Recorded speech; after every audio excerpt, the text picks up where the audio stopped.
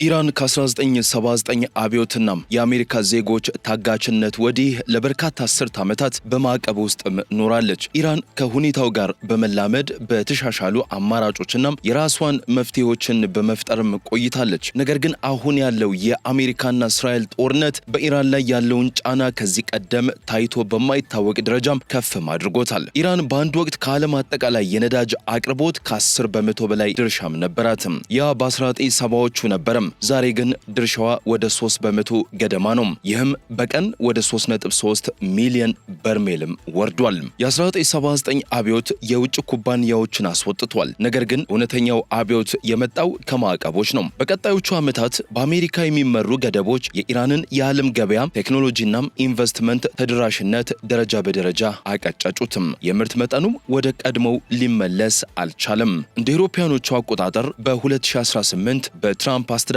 እንደገና የተጣለው ማዕቀብ የአውሮፓና የእስያ ገዢዎችን በመቁረጡ ኢራን ሙሉ በሙሉ በቻይና ግዢዎች ላይ ብቻ እንድትመሰረት አስገደዳትም። ይህም የሚከናወነው ግልጽነት በጎደለው የንግድ መረብ አማካይነት ነው። ታዲያ ቻይና የኢራን የማትተካ ደንበኛ ማደረጋትም። ከኢራን የነዳጅ ኤክስፖርት ውስጥ ወደ 90 በመቶ የሚሆነው የሚላከው ወደ ቻይና ነው። በሻንዶንግና በዢጂያንግ የሚገኙ የቻይና ማጣሪያዎች አብዛኛዎቹ ነፃ ኩባንያዎች የኢራን ድፍድፍ ነዳጅን እንደወትረው መቀበላቸውን ቀጥለዋል። ታዲያ በዛሬው ትንታኔያችንም የትራምፕ የሆርሙዝ እገዳም በኢራን ላይ የሚደረግ ጫና ወይስ የአሜሪካ የነዳጅ የበላይነት ፍለጋ የሚለውን ርዕሰ ጉዳይ እንፈትሻለን። በተጨማሪም የኢራን ኢኮኖሚ ከአሜሪካ እገዳ ሊተርፍ ይችላል ወይ የሚለውን ጥያቄም በሰፊው እንዳስሳለን። እንዲሁም የኢራን ጦርነት በአጋጣሚ የኦቶማን ቱርክ ግዛትን እየገነባ ነው ወይ የሚለውን አነጋጋሪ ጉዳይ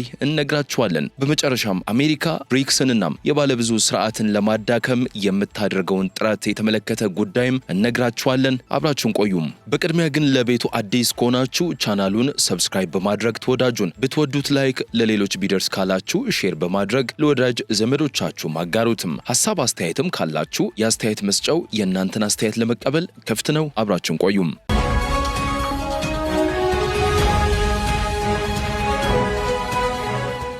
ጦርነቱ ከመባባሱ በፊት ቻይናና ኢራን ስምምነት ላይም ደርሰው ነበረም። ነዳጁ መፍሰሱን እንዲቀጥል የአደጋ ጊዜ እቅዶችም ተዘጋጅተው ነበረም። የቻይና ውስጣዊ መመሪያ እንደሚያሳየው ከሆነም ተቋማት ለሁለት ሁኔታዎች እንዲዘጋጁም ታዘው ነበረም። ይህም የኢራን ነዳጅ ሙሉ በሙሉ ቢቋረጥና በምትኩ የሩሲያ ነዳጅ አስመጪዎችንም በከፍተኛ ሁኔታ ለመጨመር የሚረዱ የአደጋ ጊዜ እርምጃዎችንም ወስዳለችም። የሆርሙዝ ወሽመጥ በጣም ጠባብ ነው። ኢራን ይህንን ቦታ ውጤታማ በሆነ መንገድ ዘግታለችም። ፈቃድ ሳይኖራቸው የሚያልፉ ማናቸውንም መርከቦች እንደምትመታም በማስፈራራት ላይም ትገኛለች። ነገር ግን ቴህራን ሌላ አማራጭ መንገድም ዘርግታለችም። በኦማን ባህረ ሰላጤ ላይ የሚገኘው የጃዝክ ወደብ ሙሉ በሙሉ ከወሽመጡ ውጭ ነው። እዚያ ነዳጅ የሚጭኑ ታንከሮች በቀጥታ ወደ ክፍት ባህር ይወጣሉ። በዚህም የወሽመጡን ጠባብ መተላለፊያ ሙሉ በሙሉም ያስወግዳሉ። ከኢራን የውስጥ የነዳጅ ማዕከል ከጎሬህ እስከ ጃዝክ ድረስ ያለውን ወደ 1000 ኪሎ ሜትር የሚረዝም የነዳጅ ቧንቧ መስመርም ተዘርግቷል። ይህ የቧንቧ መስመር የተገነባው በቻይና ድጋፍ ነው። ይህም እንደ አውሮፓውያን አቆጣጠር በ2021 ከተፈረመው የ25 ዓመት የትብብር ስምምነት አካል ነው። ኢራንና አፍጋኒስታን የመጀመሪያውን የባቡር መስመር በታህሳስ 2020 ከፍቷል። 140 ኪሎ ሜትር የሚረዝመው የካፍ ሄራት መስመር ወጪው በቴህራን የተሸፈነ ነው። ይህ መስመር በዓለም አቀፍ የሰሜን ደቡብ ትራንስፖርት ኮሪደር ውስጥ እንዲካተትና በመጨረሻም ወደ ቻይና ከሚደርሱ የምስራቅ ምዕራብ መስመሮች ጋር እንዲገናኝም ታቅዷል። ሆኖም መስመሩ በርካታ መሰናክሎችም አሉትም። አንደኛው የአቅም ጉዳይ ነው። አንድ ግዙፍ ታንከር 2 ሚሊዮን በርሜል ይይዛል። ያንን መጠን በባቡር ማጓጓዝ በሺዎች የሚቆጠሩ ባቡሮችን ይጠይቃል። ሁለተኛው ደግሞ ለበርካታ አስርት ዓመታት የዘለቀው የሽብርተኝነት እንቅስቃሴ ነው። በአፍጋኒስታን ያለው ማለቂያ የሌለው ጦርነትና ከፓኪስታን ጋር ያለው ቀጣይ ውጥረት የክልሉን የባቡር መረብ በከፍተኛ ሁኔታ እንዲዳከምም አድርጎታል። ደህንነት ደህንነት አሁንም ትልቅ ስጋት ነው። ኢራን ለበርካታ አስርት ዓመታት በማዕቀብ ውስጥ ኖራለችም። የቧንቧ መስመሮችን ዘርግታለችም። ድብቅ የባህር መርከቦች ቡድንም ገንብታለችም። እናም ነዳጇን በማንኛውም መንገድ ለመግዛት ፈቃደኛ የሆነ ታላቅ ሀገር አስጠግታለች ማለት ነው። ሌላው ደግሞ የትራምፕ የሆርሙዝ እገዳ በኢራን ላይ የሚደረግ ጫና ወይስ የአሜሪካ የነዳጅ የበላይነት ፍለጋ የሚለውን ጥያቄ መነጋገሪያም ሆኗል። ታዲያ ይህ የሜክሲኮ ባህረ ሰላጤ ነው በአሜሪካ ነዳጅ ለመጫን በሚሽቀዳደሙ ግዙፍ ታንክሮች የተጨናነቀም። የዓለም የኃይል ፍላጎት በቀጥታ ወደ አሜሪካም እያዘመመ ነው። ኤፕሪል 12 ቀን 2026 ፕሬዚዳንት ትራምፕ በትሩዝ ሶሻል ገጻቸው ባስተላለፉት መልእክት የአሜሪካ የባህር ኃይል የሆርሙዝ ወሽመጥን እንደሚዘጋ አውጇል። ይህ እርምጃ የተወሰደው በፓኪስታን የተካሄዱት የአሜሪካ ኢራን የተኩስ አቁም ድርድሮች ሳይሳኩ በመቅረታቸው ነው። እገዳው ወደ ወሽመጡ የሚገቡ ወይም የሚወጡ መርከቦችን በተለይም ለኢራን ታክስ የሚከፍሉትን ያነጣጠረ ሲሆን በኤፕሪል 13 ጀምሮ ተግባራዊ እንዲሆንም ታቅዷል። የሆርሙዝ ወሽመጥ በቀን ወደ 20.9 ሚሊዮን በርሜል ነዳጅና የነዳጅ ውጤቶችንም ያስተላልፋል። ይህ ማለት ከዓለም አጠቃላይ የነዳጅ ፍጆታ 20 በመቶ እንደማለት ነው። መጠነኛ መስተጓጎል እንኳ የነዳጅ ዋጋን ከአንድ በርሜል $100 በላይ እንዲያሻቀብ አድርጎታል። በይፋ እንደተገለጸው ግቡ የኢራንን የነዳጅ ኤክስፖርት ገቢ መቁረጥና ወሽመጡ እንደገና እንዲከፈት ማስገደድ ነው። ሌላው ትራምፕ እገዳውን ከግልጽ የኢኮኖሚ መልእክት ጋር እያጣመሩት ነው። ከፎክስ ኒውስ ጋር ባደረጉት ቃለ ምልልስም ለጋዜጠኛ ማሪያ ባርቲሮሞ እንደተናገሩት እንደ ቻይና ያሉ ሀገራት ነዳጅ ለማግኘት መርከቦቻቸውን ወደኛ ይላኩ በማለት አሜሪካ በርካታ የነዳጅ ክምችት እንዳላትም ገልጿል።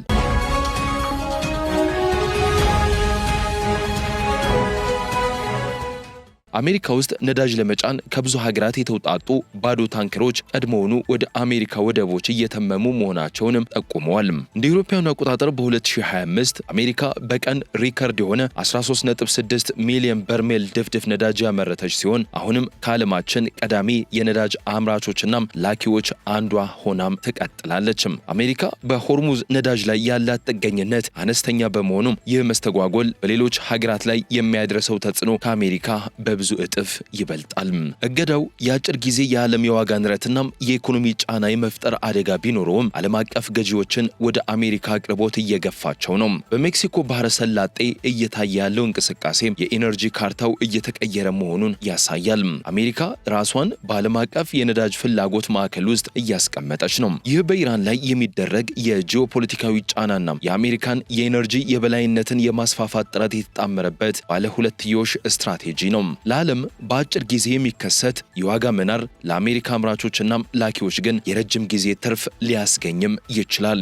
ሌላው ደግሞ የኢራን ጦርነት በአጋጣሚ የኦቶማን ቱርክ ግዛትን እየገነባ ነው ወይ ሲሉ አንዳንድ የፖለቲካ ተንታኞች እየጠየቁም ይገኛል። ኦቶማኖች ዓለምን የተቆጣጠሩት በወረራ ብቻ አይደለም። ዩሬዥያን የምድር ንግድ መስመሮችንና ትላልቅ የሜዲትራኒያን አካባቢዎችን በመቆጣጠር ነበር የበላይ የሆኑትም። የኢራን ጦርነት ቱርክ ያንኑ ጥምረት መልሳ እንድትገነባ እያደረጋት ሊሆንም ይችላል። ለበርካታ አስርት ዓመታት የሆርሙዝ ወሽመጥ ከዓለም አቀፍ የነዳጅና የተፈጥሮ ጋዝ አቅርቦት ወደ 20 በመቶ የሚሆነውን ይይዝ ነበረ። የኢራን ጦርነት ለአማራጭ መስመሮች ክፍተት ፈጥሯል። ቱርክ ደግሞ ከነዚህ አማራጮች መካከል በብዙዎቹ መጋጠሚያ ላይ ትገኛለች። ከነዚህም መካከል አንደኛው የቱርክሜኒስታን ጋዝ በትራንስ ካስፒያን በኩል ወደ ታናብ መረብ፣ በቱርክ በኩል ወደ አውሮፓ የባህር ሰላጤውን ሙሉ በሙሉ በማለፍ፣ ሁለተኛው ደግሞ ከኢራቅ ቱርክ የሚዘረጋው የቧንቧ መስመር እስከ ባስራ በቀን እስከ 1.5 ሚሊዮን በርሜል ወደ ሜዲትራኒያን ገበያዎች፣ ሶስተኛው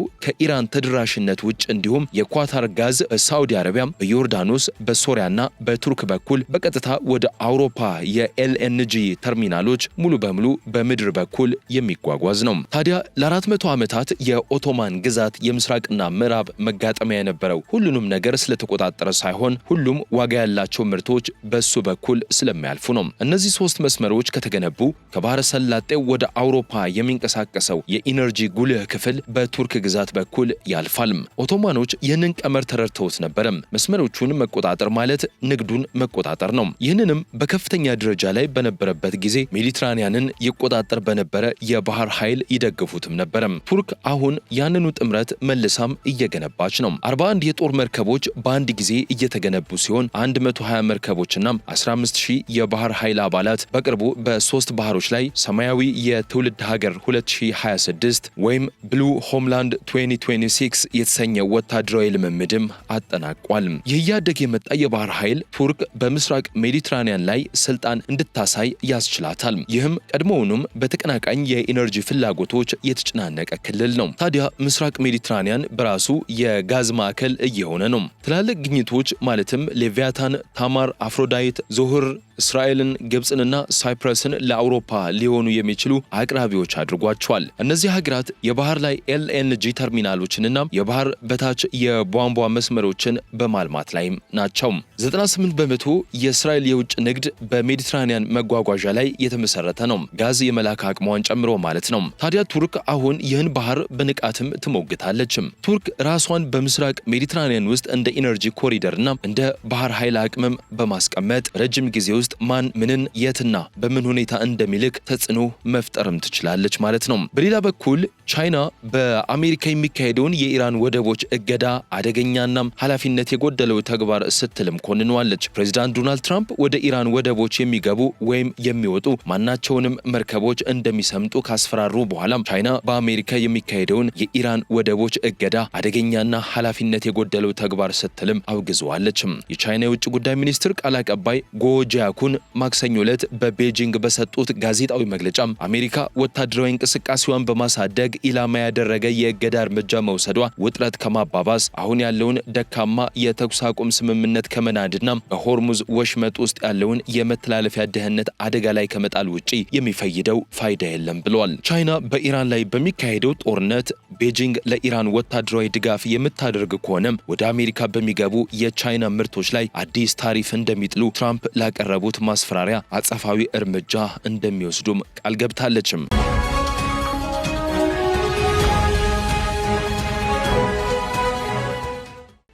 አሜሪካ ይህንን እንደ ሰበብ በመጠቀም በቻይና ላይ ተጨማሪ ታሪፍ ለመጣል የምትገፋፋ ከሆነም ቻይና በእርግጠኝነት ቁርጠኛ የሆነ አጸፋዊ እርምጃም ትወስዳለችም ብሏል። ከፍተኛው የቻይና ዲፕሎማት አክለውም ቻይና ለኢራን የጦር መሳሪያ እያቀረበች ነው የሚባለው ዘገባ ሙሉ በሙሉ የሐሰት ወሬ ነው ሲሉ ማጣጥለውታል። እንደ አውሮፓውያን አቆጣጠር የካቲት 28 አሜሪካና እስራኤል በኢራን ላይ መጠነ ሰፊ ጦርነት የጀመሩ ሲሆን የእስላማዊ አብዮቱ መሪ አያቶላ ሰይድ አሊ ካሚኔንና በርካታ ከፍተኛ ወታደራዊ አዛዦችን ገለዋል። ለዚህም ምላሽ የኢራን የጦር ኃይሎች ከአሜሪካና እስራኤል ወታደራዊ ንብረቶች ላይ ለ40 ቀናት ያህል ተከታታይ የበቀል ሚሳይልና ድሮን ጥቃቶችን ያደረሱ ሲሆን ይህም ከፍተኛ ጉዳት አስከትሏል። ሚያዝያ 8 ቀን የሁለት ሳምንት የተኩስ አቁም ስምምነት ተደርሶ የነበረ ሲሆን በመቀጠልም በኢስላማባድ ድርድሮች ተካሂደዋል። በዚያም ኢራን የአሜሪካ ወታደሮች እንዲወጡና ማዕቀቦች እንዲነሱ የሚጠይቅ የ10 ነጥብ እቅድ አቅርባም ነበረም። ምንም እንኳን ለ21 ሰዓታት የዘለቀ ከፍተኛ ውይይት ቢደረግም ድርድሩ ያለ ስምምነት የተጠናቀቀ ሲሆን ኢራን በአሜሪካ ቃል ኪዳኖች ላይ እምነት እንደሌላትም በመጥቀስ ነው። ትራምፕ በበኩላቸው በኋላ ላይ በሆርሙዝ ወሽመጥ የባህር ላይ እገዳ እንዳወጁ ማስታውቋል። ይህም ዓላማው ለኢራን ቀረጥ የከፈሉ መርከቦችን መጥለፍ ነው። የአሜሪካ ወታደራዊ ኃይል እገዳው ሰኞ እንደሚጀምር ይፋ አድርጓል። ይህም ሁኔታውን ይበልጥ አባብሶታል። በሌላ በኩል አሜሪካ ብሪክስንና የባለብዙ ስርዓትን ለማዳከም የምታደርገው ጥረት ስጋትን ደቅኗል። ከኢራን ጋር ያለው የአሜሪካ ጦርነት ፕሬዚዳንት ዶናልድ ትራምፕ እንኳን በአንድ መንገድ ብቻ ሊገልጹት የማይችሉት የተለያዩ ግቦችም አሉት። ይሁን እንጂ ከፖለቲካዊ ትርኢቶች ባሻገር ትልቁ ስዕል ብቅ እያለ ያለውን ባለብዙ ፖል ወይም መልቲፖላር የዓለም ስርዓት መሰረት ለመናድና የዓለምን የኃይል ሚዛን ለአሜሪካ በሚጠቅም መልኩ እንደገና ለመቅረጽ የሚደረግ ስልታዊ ጥረት ሊሆን እንደሚችል ተንታኞች ይናገራሉ። ከዓለም አቀፍ ሀያላን ሀገራት ቻይናና ሩሲያ ጋር በቀጥታ መወዳደር ያልቻለችው አሜሪካ በምትኩ ኢራንን ማዳከምን ጨምሮ ተቀናቃኞቿን በመጎተት የበላይነቷን ለመጠበቅም ትጥራለች። ሌላው ኢራን ላይ ጥቃት መሰንዘር ከመካከለኛው ምስራቅ የሚመጣውን ወሳኝ የነዳጅ ፍሰት ያስፈራራል። ይህም አብዛኛው የዓለም ታዳጊና የዩሬዥያ ሀገራት የሚመኩበትን የአቅርቦት ሰንሰለትም ያናጋል። የዚህ ተጽዕኖዎች የነዳጅ ዋጋ መናርና በበርካታ ክልሎች ላይ ሊከሰት የሚችል የኢኮኖሚ መቀዛቀዝ፣ ይህም ለቻይና ምርቶች ያለውን ፍላጎት ከመቀነሱም በላይ የቻይናን የነዳጅ ተደራሽነትም ይገድባል። ነገር ግን ቻይናና ሩሲያ በቀላሉ የሚመቱ ኢላማዎች አይደሉም። ቻይና የነዳጅ ፍሰቷን ለማስቀጠል ቀድሞውኑም አማራጭ መፍትሄዎችንም ዘርግታለች። እንደ ብራዚልና ሩሲያ ባሉ አቅራቢዎች አማካይነት የነዳጅ ግዢዋን በማብዛት እንዲሁም ከጊዜ ወደ ጊዜ ድርሻዋን እየቀነሰ በመጣው የመካከለኛው ምስራቅ ነዳጅ ላይ ያላትን ጥገኝነትን በመቀነስ በተጨማሪም ቅናሽ የተደረገበትን የኢራን ድፍድፍ ነዳጅ መግዛቷን የቀጠለች ሲሆን ክፍያዎቹም አብዛኛውን ጊዜ በማዕቀቡ ውስጥ ለማለፍ በተዘጋጁ በዩዋን ላይ በተመሰረቱ ዘዴዎችና ድብቅ የመርከብ መረቦች አማካይነት ይፈጸማሉ።